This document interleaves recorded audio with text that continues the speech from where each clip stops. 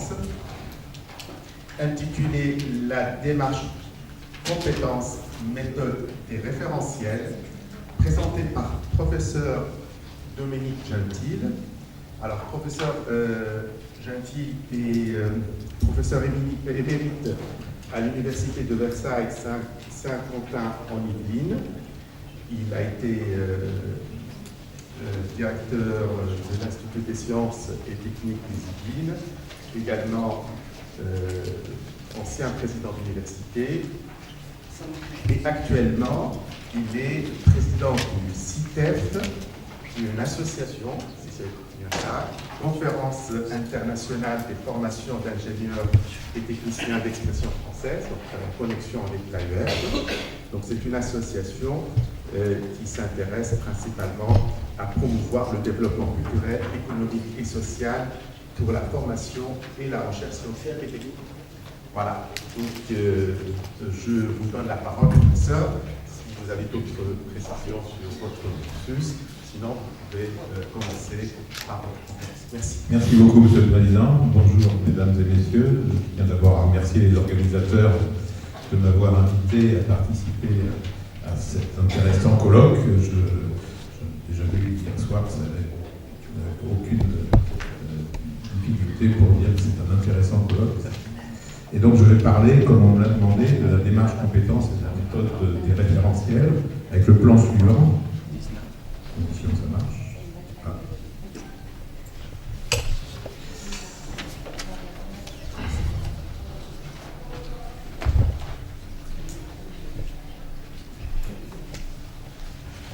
Avec le plan suivant, donc, je vais dire en effet quelques mots de l'association que je représente, et puis ensuite, voilà le plan, et on conclura avec quelques éléments qui permettront peut-être, je pense, d'ouvrir une petite discussion.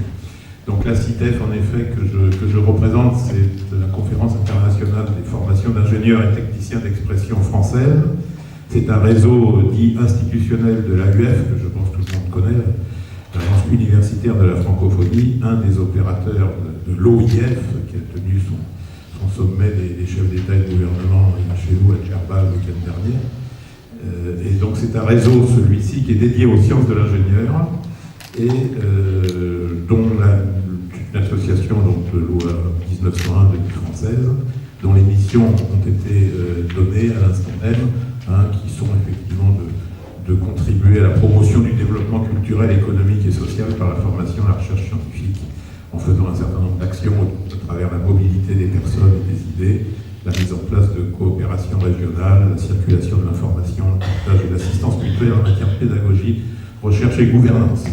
C'est un réseau qui est ancien, qui a été créé à Rabat, au Maroc, en 1986, à l'initiative de l'AUF, donc je l'ai dit, sous statut associatif. Notre siège social est à l'AUF à Paris, place de la Sorbonne. Nous avons actuellement une cinquantaine de membres, un petit peu plus depuis hier soir, depuis le dîner, parce que j'ai accepté deux propositions d'adhésion d'établissements tunisiens. Voilà, on a un conseil d'administration qui a été renouvelé l'année dernière jusqu'en 2025. Voilà une cartographie rapide des membres qui sont donc de la CITEF, qui sont pour la plupart des écoles d'ingénieurs, des instituts ou l'équivalent IUT, avec un certain nombre d'actions que nous faisons. Je ne vais pas les décrire. Je tiens à votre disposition une petite plaquette, et celles d'entre vous qui seraient intéressés. Nous sommes deux à représenter l'association, puisque j'en suis le président et Latem Zenzri en est le délégué général, avec Stéphane Loïc, qui est le directeur de l'IUT du Havre, qui en est le trésorier. Donc maintenant, vous m'avez demandé de parler en une trentaine de minutes de la démarche compétences. Donc j'ai retenu, moi, 4 objectifs de cette démarche, que je vous rappelle ici. C'est des objectifs essentiellement de meilleure préparation pour les futurs diplômés aux attentes du monde professionnel. C'est de motiver l'étudiant qui identifie plus clairement à travers les descripteurs de compétences les objectifs de sa formation. C'est de s'interroger sur l'adéquation des contenus des cours et les objectifs de la formation, en lien avec les compétences attendues, ce qu'on pourrait appeler l'alignement pédagogique d'une certaine façon. Et puis, c'est aussi, et peut-être surtout, je dirais, créer une nouvelle dynamique entre enseignants. Comment ça marche, comment ça fonctionne? Il y a une méthodologie que je résume présume ici, création d'un groupe de travail qui va s'atteler à la construction des référentiels. Puis j'ai mis un peu à part le dernier référentiel, qui est celui qui va valider quelque part les travaux de l'étudiant pour lui délivrer un diplôme ou un titre. Et donc c'est un référentiel de certification à travers l'évaluation. Bon, le groupe de travail, le comité de pilotage, il est composé comme tout groupe d'un leader, d'un chef, d'un pilote, on va dire, hein, et de plusieurs enseignants, plusieurs professeurs, des étudiants, des anciens étudiants, des alumni, des entreprises. J'insiste beaucoup sur cette notion de groupe de travail parce que la démarche compétence, c'est pas quelque chose qui se fait tout seul sur un bout de papier, hein, mais qui doit se faire de manière collective. Hein, il faut élaborer les référentiels de manière collective et de manière itérative parce que c'est pas très simple. J'ai entendu hier les débats, c'est effectivement pas très simple et du coup ça marche pas du premier coup. Hein, donc il faut faire des allers-retours. Hein, c'est même assez long hein, en réalité. Donc pour élaborer ces référentiels, les contenus qui vont avec et les procédures d'évaluation, ça permet en revanche d'échanger hein, et de décloisonner au sein d'un établissement, d'une école, le travail. Alors la méthodologie, elle est rappelée ici, je pense que vous la connaissez.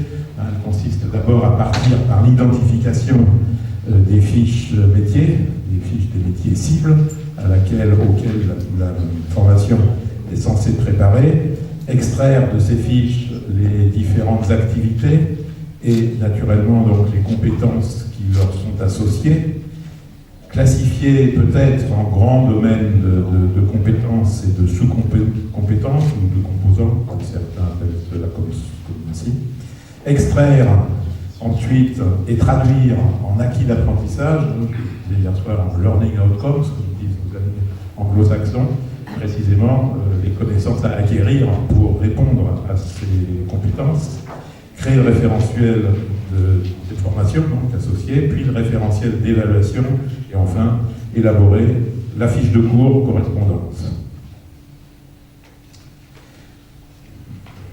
En général, il ne faut pas avoir énormément de compétences parce que sinon on s'en sort pas facilement, rapidement, ça devient sinon inextricable, en tous les cas assez lourd. Je ne sais plus combien la CTI en a actuellement, je crois que c'est 19. En tous les cas, je crois qu'il n'en faut pas trop de compétences, il ne faut pas trop de sous-compétences non plus, et il faut effectivement traduire ensuite en acquis d'apprentissage, c'est certainement la partie, sinon la plus délicate, en tous les cas elle est fondamentale, hein, puisque c'est la traduction dans la formation des compétences à acquérir en termes donc de savoir, en termes de compréhension, en termes de capacité à réaliser à l'issue de la période d'apprentissage, en savoir, savoir-faire, savoir-être. Et c'est donc aussi la base de l'évaluation, qui n'est peut-être pas la partie la plus facile d'ailleurs. Hein, cette évaluation qui doit prendre en compte la progression de l'étudiant à travers les compétences acquises ou au cours d'acquisition. Une évaluation en effet multicritère qui va prendre en considération un certain nombre de critères, oui, à travers les savoirs, à travers les savoir-faire, à travers les savoir-être.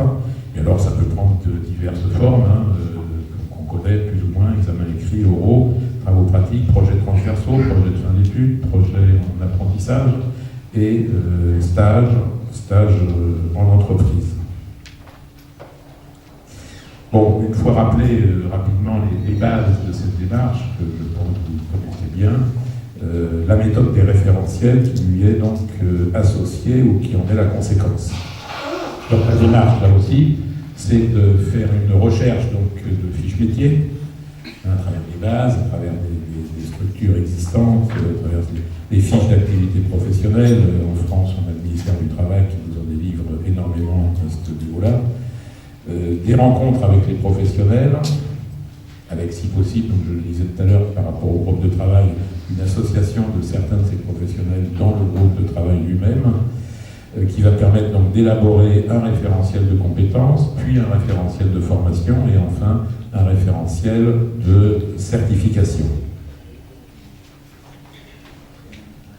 Alors, pour élaborer le référentiel de compétences, on va passer d'abord par l'élaboration du référentiel dit des activités professionnelles, le RAP, puis donc le référentiel des compétences, les savoirs associés, le référentiel de certification. L'exemple que je vais vous présenter rapidement, sans entrer dans les détails, Il est issu de l'Institut national des sciences et techniques nucléaires, dont j'ai été le directeur à une certaine époque, qui est une école intégrée au commissariat à l'énergie atomique. Donc, référentiel des activités professionnelles, on va décrire le métier et puis ensuite décrire les activités et les tâches. Une recommandation que je fais par rapport à ça, c'est qu'en effet, il faut écrire. Il faut écrire quasiment, il faut faire des phrases pour être clair par rapport à soi-même, par rapport au groupe dans lequel on travaille et surtout par rapport à ceux qui vont lire ce référentiel, c'est-à-dire notamment les étudiants naturellement, mais aussi les entreprises.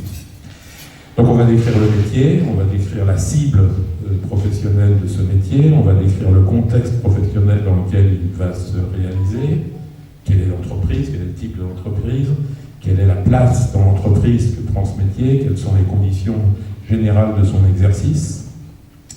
Donc la cible professionnelle, alors l'exemple que j'ai, c'est un opérateur en radioprotection. Donc il exerce son métier dans tous les secteurs de l'électronucléaire, en amont, en aval du cycle du combustible, également dans les domaines industriels, médicaux, domaines de la recherche. Donc ça cadre assez bien l'ensemble des secteurs auxquels va s'adresser l'opérateur en radioprotection.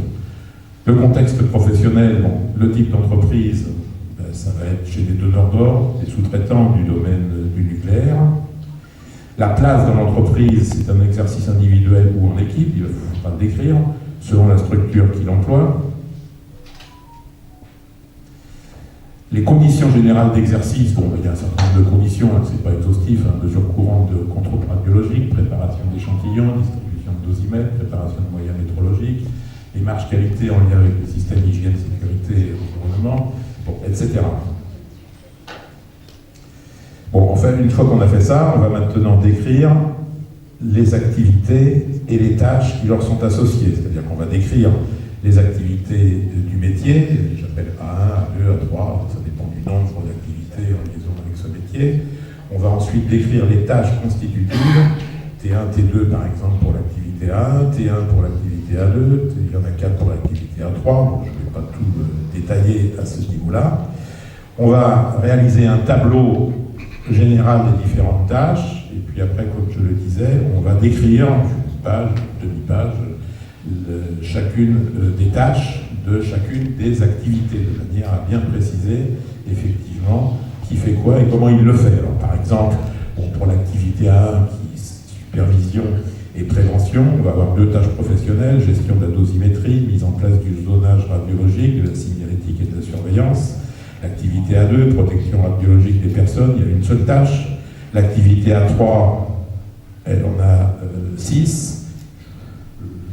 Je laisserai pour avoir convenu.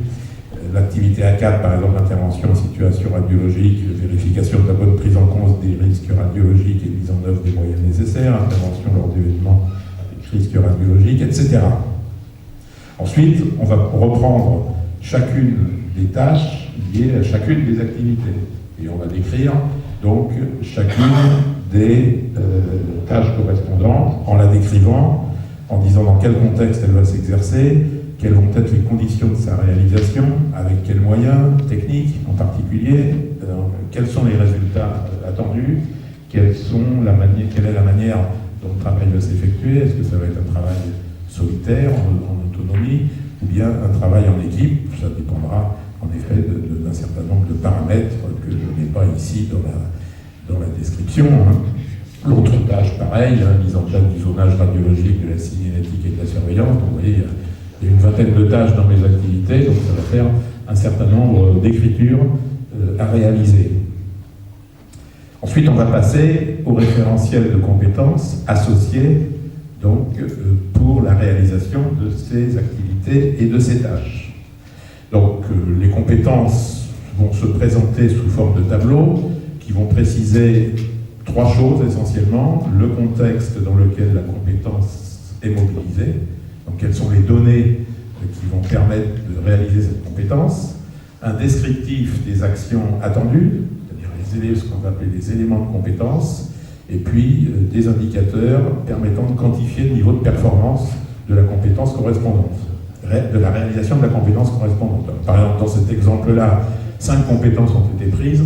Il y en a 3 de nature assez soft, comme on va dire, transverse, et deux plutôt techniques. Donc utiliser des documents de référence, prendre des dispositions adaptées, rendre compte, mettre en œuvre les moyens de mesure et de contrôle, mettre en œuvre les équipements de protection collective.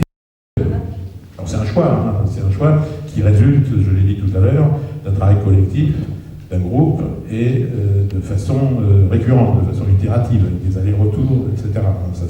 Ça ne s'écrit pas comme ça en 5 minutes. Donc par exemple, la première compétence, donc utiliser les documents de référence. Donc, quelles sont les données pour les documents de référence? Il va y avoir des procédures, des fiches réflexes, des consignes générales de radioprotection. Quels sont les résultats attendus? Quels sont les éléments de compétence? Eh bien, c'est par exemple savoir identifier les documents de référence adaptés, appliquer des prescriptions des documentations de référence, et puis quels sont les indicateurs correspondants. Les documents retenus sont adaptés à la situation, ou pas, ça dépend de la situation précisément, et les documents, les prescriptions sont respectées, ou pas. Deuxième exemple, prendre des dispositions adaptées. Bon, quelles sont les données? Là aussi, ça va être des procédures, des fiches réflexes, des consignes, des analyses de risque, des résultats de mesure, avec des éléments de compétence, identifier la situation, déterminer les dispositions à prendre. Bref, bon, je commente peut-être pas tous ces tableaux, mais à chaque compétence, une description de cette nature. Là aussi, vous avez donc sur la compétence rendre compte, puisque c'est un travail concret, encore une fois, qui est issu d'un travail collaboratif au CE. Ensuite, on va, après, travailler donc, sur les savoirs associés, donc les connaissances, et qui va conduire au référentiel donc, pédagogique, au référentiel de formation. Donc ces savoirs associés définissent l'ensemble ordonné des connaissances mobilisées dans la réalisation de ces compétences, et donc c'est ce que je viens de dire, qui va conduire au référentiel de formation. Alors les savoirs associés, ça peut être le savoir S1 des risques radiologiques, le savoir S2 des équipements de protection, réglementation en radioprotection, moyens de détection, dosimétrie, situation dégradée, communication. Bon, là, il y a 7 grands savoirs qui ont été décidés. Pour le premier, donc risque radiologique, on va ensuite le découper en sous-savoirs, en sous-rubriques. Donc la connaissance sur la radioactivité, connaissance sur l'interaction rayonnement matière, effets biologiques des rayonnements, etc. Et puis, chacun des sous-savoirs vont encore être découpés. On progresse, mais dans un sens qui n'est pas le sens auquel on est en général à l'université habituelle. On remonte, on descend, ça dépend de comment on regarde le problème. Donc, structure de l'atome, bref, sur l'aspect radioactivité. Bon. Finalement, on va définir, donc à chaque savoir et à chaque sous-savoir, un niveau d'acquisition. Et puis, on va graduer ce niveau d'acquisition, par exemple, sur une échelle de 1 à 4. Est-ce que c'est un niveau simplement d'information? Est-ce que c'est un niveau d'expression? Est-ce que c'est un niveau de maîtrise? Est-ce que c'est un niveau de maîtrise méthodologique? Maîtrise d'un outil ou maîtrise méthodologique? Ce qui va définir une échelle par des indicateurs. Et alors ensuite, c'est là qu'on va commencer à faire le lien entre les référentiels en faisant un croisement, alors qui peut être fait avec les tâches de base, donc un croisement de connaissances-tâches, et là on va établir des tableaux de type matrice, c'est là que ça commence à devenir un peu, sinon compliqué, en tous les cas un peu gros à manipuler, et donc on va faire, certainement les croix ont été mises un peu au hasard, là je ne sais plus exactement, mais peu importe, on va mettre donc la série de savoirs ordonnés, la série de tâches, d'activités, de tâches reliées aux activités en abscisse, et puis on va cocher selon que telle tâche nécessite tel ou tel savoir et réciproquement. Et puis on fera pareil pour le croisement connaissances, compétences. Alors comme là je n'ai que 5 compétences, mais on pourrait aussi graduer en sous-compétences. C'est juste une trame que je présente sans entrer dans des détails. D'ailleurs, je n'ai pas vérifié moi-même si les croix étaient conformes entre les savoirs associés aux compétences. Mais peu importe, c'est la démarche qui compte. Et après, on va arriver au référentiel de certification. Une fois tout cela fait, qui va consister à rentrer dans l'évaluation, qui, je disais, n'est pas forcément la tâche, on peut dire, la plus facile. Ce référentiel d'évaluation, pareil, il va être soumis à un certain nombre d'écritures, un certain nombre de descriptions, un certain nombre de règlements. Il va définir les principes et la finalité ou les finalités de la certification en question, la nature des épreuves qui vont conduire à l'obtention de ce certificat, par activité et compétences associées, dans des situations d'évaluation, et c'est là où les choses risquent peut-être un peu de se compliquer, parce que j'y reviendrai un peu en conclusion. Et puis donc finalement, quelles sont les modalités qui vont guider cette évaluation, sachant qu'évidemment cette phase doit être en lien avec les méthodes pédagogiques, sachant qu'aussi sur un cursus qui dure par exemple 5 ans, d'un cursus ingénieur intégré des classes préparatoires, on va définir ce qu'on va appeler une trajectoire de développement, parce qu'il est évident que l'acquisition des compétences finales, qui je répète sont les compétences liées à l'exercice du métier, et qui ne sont pas les compétences directes liées à ce que l'étudiant apprend par rapport aux connaissances qu'on lui applique. Mais évidemment, le lien, il s'est fait par tout ce que je viens de raconter avant. Donc l'évaluation va se faire par étapes, par step. Et donc la trajectoire de développement va préciser quand, comment, à quel niveau les apprentissages dits critiques, c'est-à-dire ceux qui vont être nécessaires, on va dire, au passage, par exemple, d'un semestre à un autre, si on est divisé de cette façon-là, sont acquis par l'étudiant en relation précisément avec l'organisation de la pédagogie, du processus d'apprentissage. C'est-à-dire que ces trajectoires de développement vont traduire les différents stades de développement des compétences à acquérir par l'élève pour passer d'une étape à une autre de son parcours. Bon, sachant que par ailleurs, une compétence à atteindre peut relever de plusieurs unités d'enseignement, ce qu'on appelle les modules des unités d'enseignement, et ou qu'une unité d'enseignement peut répondre à plusieurs compétences. C'est là d'ailleurs où le travail collectif peut prendre tout son sens, parce qu'y compris, on peut imaginer que des évaluations vont être communes à différents apprentissages, à différents savoirs, à différents apprentissages. Ce qui n'est pas, je veux dire, moi qui suis aussi universitaire, c'est pas gagné à l'université, de faire travailler par exemple un juriste et un physicien sur le droit de l'informaticien, sur le droit des technologies, ou des choses comme ça. Je dis ça parce que je l'ai connu personnellement. Et donc on va définir une unité de certification. Alors je veux dire que là, c'est peut-être pas forcément complètement objectif, cela.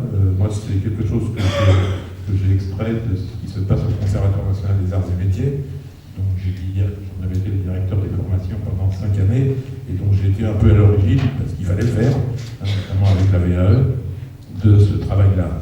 Donc on va définir une unité de certification comme précisément le support d'évaluation qui permettent de vérifier cette acquisition de compétences.